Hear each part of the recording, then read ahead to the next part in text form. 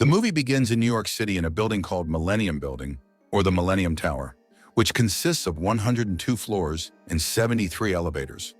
On the rooftop, security guards Andy and Gary are observing the neighbors through a telescope during a loud party. When it starts to rain, the guards head back inside before the power goes out due to lightning. Andy goes to the bathroom, while Gary notices his watch acting strangely at the same moment the elevator doors open.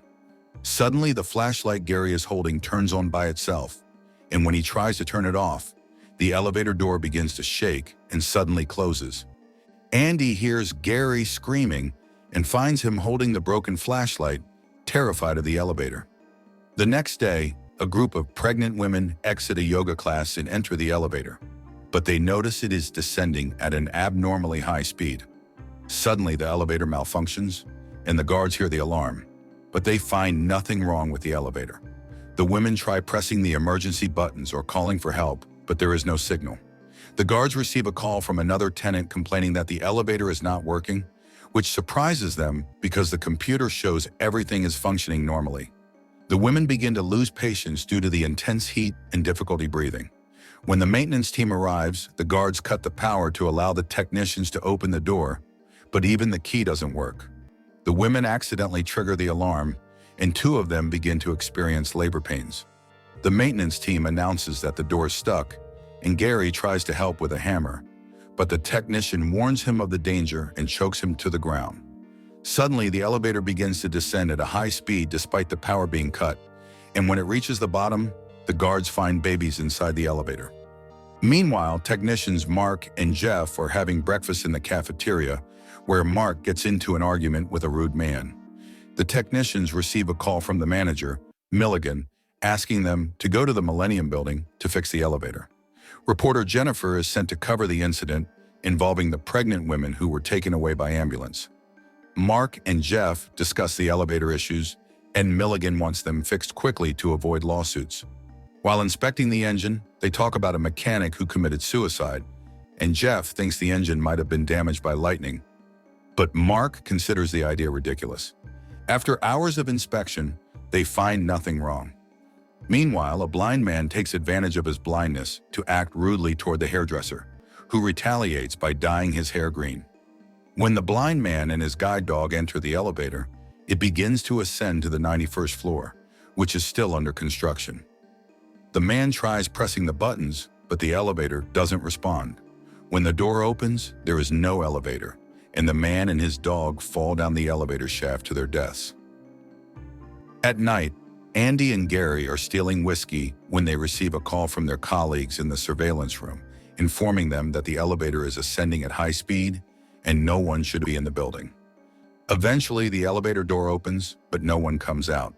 Andy and Gary try to figure out what's happening, but Gary accidentally bumps into a statue, causing the elevator door to close and the elevator to move.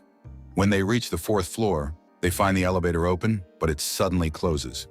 Andy enters the elevator and finds the blind man's dog dead, hanging on a metal beam. Suddenly, the door closes and grabs Andy by the neck. Gary tries to help him, but the door is stuck. The elevator begins to descend, severing Andy's neck on the edge. The next day, all elevators in the Millennium Building are shut down, and the press is barred from entering.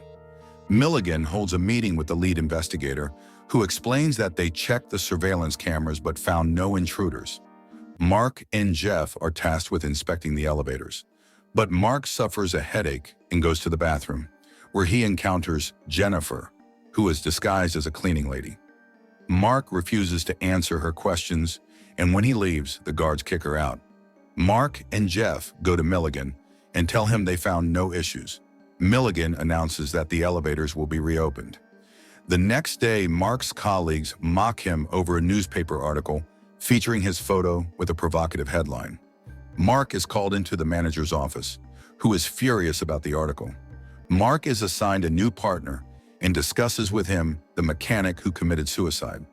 Meanwhile, two boys are skateboarding and arrive at the building's garage, where one of them gets into an accident and is sucked into the elevator, then thrown to the 86th floor and dies.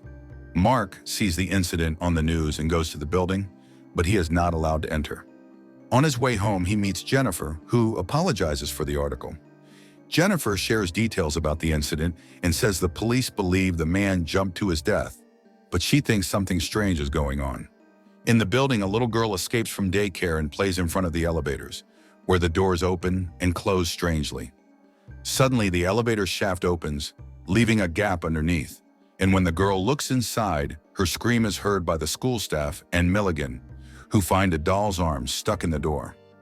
At night, Mark studies elevator blueprints at home and hears a noise outside the door. When he opens it, he finds Jennifer, who shows him a security video of the skateboarders incident. Mark begins to suspect that something strange is happening and agrees to help Jennifer investigate. They go to Jeff's house, who behaves strangely and refuses to talk to them. Jennifer and Mark have dinner together, and Jennifer says she believes the elevators are haunted. The next day, Milligan rides the elevator and is hit by drops of blood falling from the ceiling. Suddenly, the elevator stops and Jeff's body falls from the ceiling. Milligan escapes the elevator and the body is later found. Mark receives a call with the bad news and goes with Jennifer to get the details. In the building, Gunter, the elevator designer, meets with Milligan and the investigator, and Jeff is accused of being involved in the incidents. Mark suspects the police are helping Milligan cover up the truth.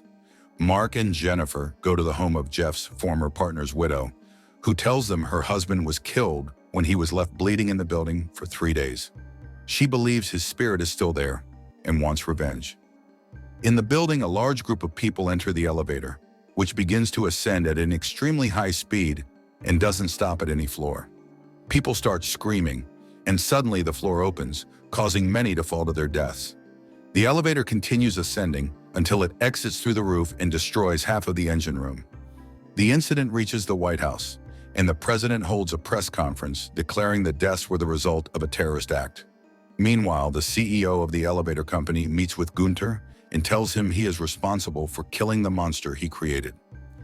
Mark and Jennifer return to the building, where Mark sneaks in and reaches the engine room.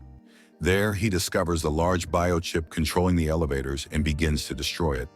The police try to stop him, but Mark continues stabbing the chip until it is completely destroyed. In the end, Mark survives the incident and is rescued by Jennifer. The movie ends with Mark and Jennifer riding the elevator again, where it suddenly stops due to Mark accidentally pressing the emergency button. Subscribe to support us. Thank you for watching.